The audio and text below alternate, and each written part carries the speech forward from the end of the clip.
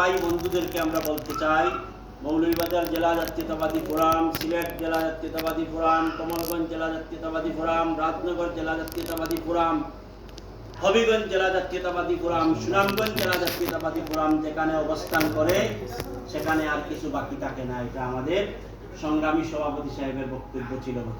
ঠিক, উনি আরো একটি কথা বলেছেন, যখন আতিক আসলামের মতো একটা সুদর্শন ছেলে, সেলিম খানের মতো, আমার নোমান ভাইয়ের মতো, সিয়াম খানের মতো যে সমস্ত রাজনৈতিক তরুণদেরকে নিয়ে এক সময় আমাদের সংগ্রামী সভাপতি রাজনৈতিক মাঠ এমনভাবে উত্তাল করেছিলেন, সেইখান থেকে একটা বেড়া জাল এসে নাকি ওনার কাছ থেকে সেই সমস্ত লোকদেরকে দাবাইয়ে রেখেছে।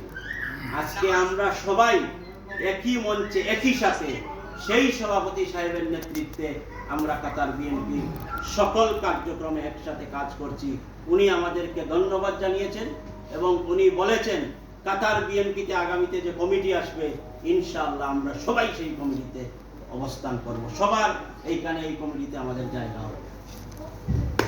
আগামীতে যদি এইখানে সুন্দর একটি কমিটি আসে এবং সর্বোপরি বাংলাদেশের আগামী দিনের রাষ্ট্রনায়ক আমাদের একজন চেয়ারম্যান জনাব তারেক রহমান সাহেব অবশ্যই নির্দেশ দিবেন, চলছে বিশ্লেষণের মধ্যে সকল নেতৃবৃন্দকে নিয়ে বসতে হবে এখানে, তারপরে এখানে কমিটি হবে।